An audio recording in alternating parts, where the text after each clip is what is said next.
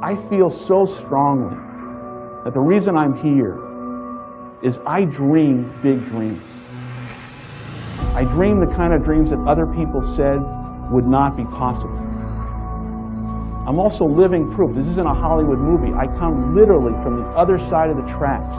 If you saw where I grew up and we took a picture of it, the neighborhood, the setting, you'd say it's impossible that someone could come from there and get here.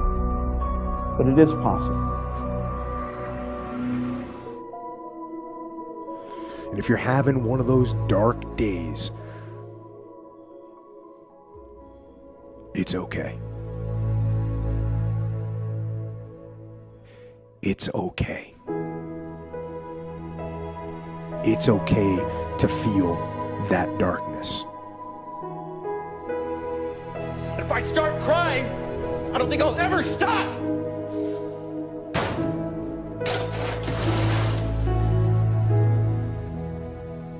If you're going through a divorce right now, if you're going through a financial problem right now, if you're going through an illness right now, if you are going through any form of crisis right now, I know you might not even want to get out of bed in the morning. It might be that bad.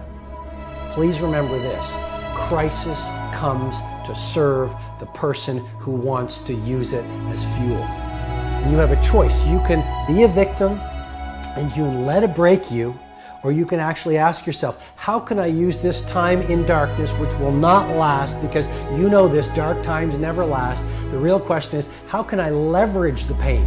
How can I leverage the darkness? How can I leverage the heartbreak so it grows me, so it makes me stronger, so it makes me wiser, so it allows me to tap into the greatest of virtues of humanity. Pain is always there because life is freaking painful, okay?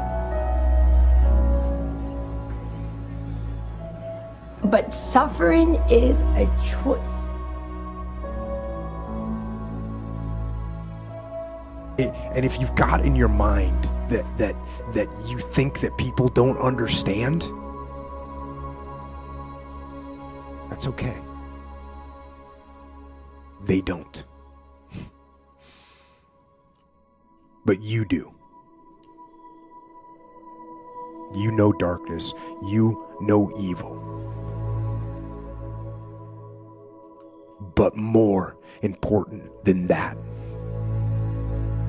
you know good. You know light. And you know laughter and love better than anyone. I remember the past and I learn from it. I rejoice and celebrate in the present, and I reimagine the future.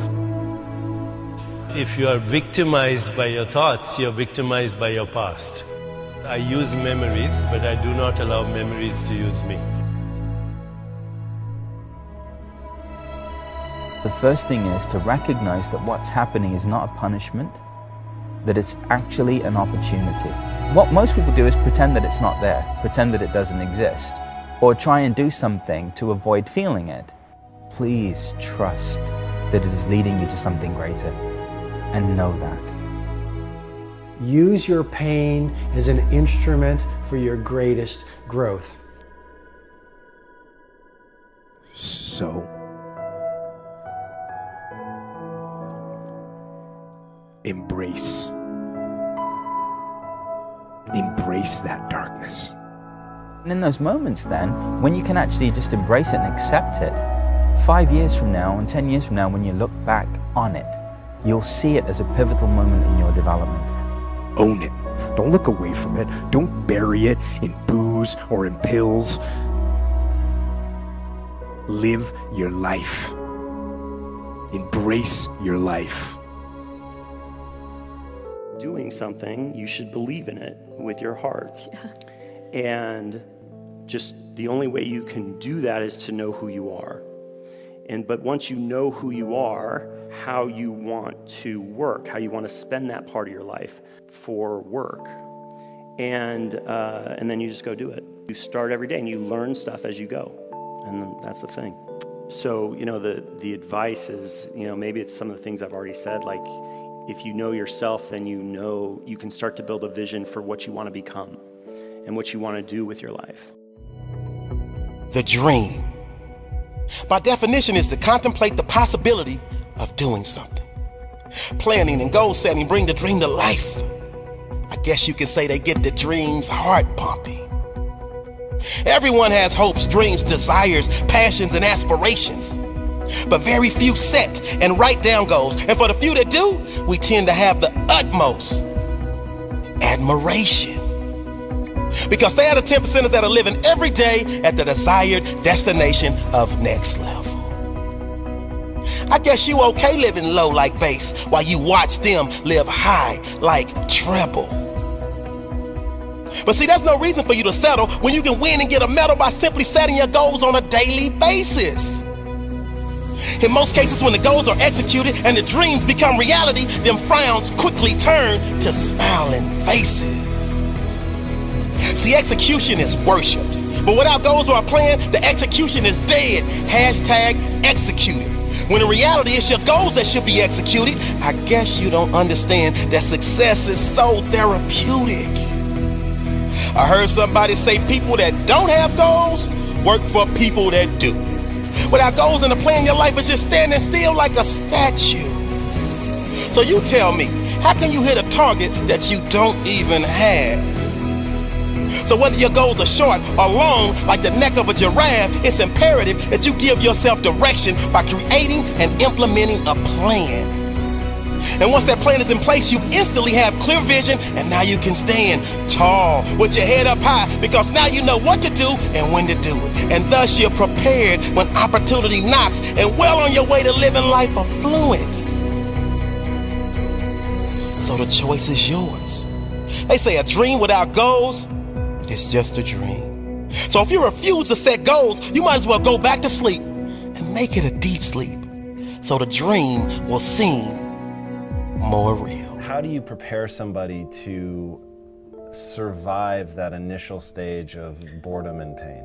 Well, pain is great. You've got to embrace pain. Pain is pleasure.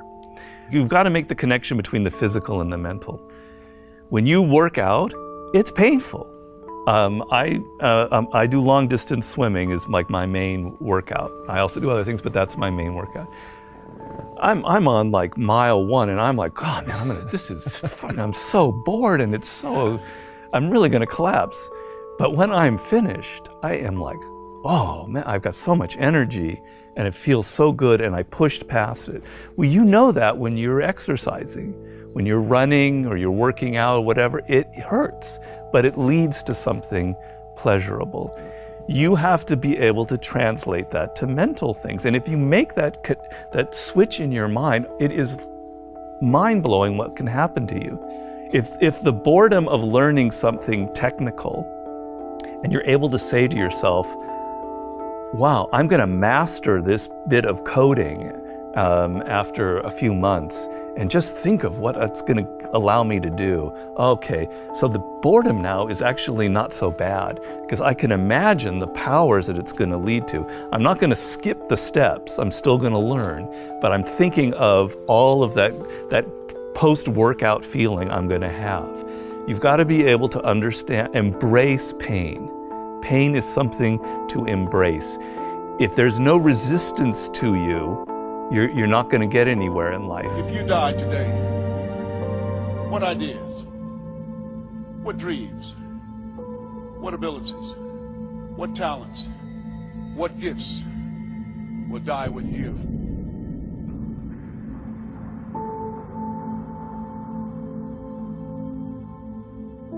Last August, I was told that in all likelihood I had 3 to 6 months left to live. So I think the only advice I can give you on how to live your life well is, first off, remember, it is not the things we do in life that we regret on our deathbed. It is the things we do not. Hey, I don't care who you are, what race, what age, what gender. I don't care about any of that stuff.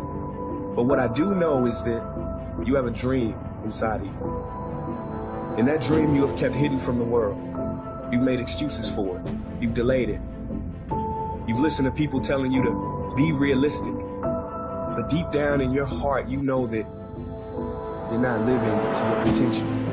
Where is the wealthiest place in the world? Do you know? It's not China. It's not Dubai. It's the graveyard. Because in the graveyard, you will find inventions never invented. Businesses never erected. Songs never sung, books never written, ideas never nurtured, people never realized. Because they were scared to take a risk. Scared like you. A lot of people die full of their dreams, full of talent, full of ideas, full of skills, full of intelligence and abilities that they never reached for. They never tapped. They never got into. They never used it. Never used it. But you want to know something else? You're not in the graveyard yet. And we get one life, right? And every passing moment, we will never get back again. See, this present moment is so precious. We have to be here. We have to be in it and make the most of it. We have to live our dreams now because they are possible.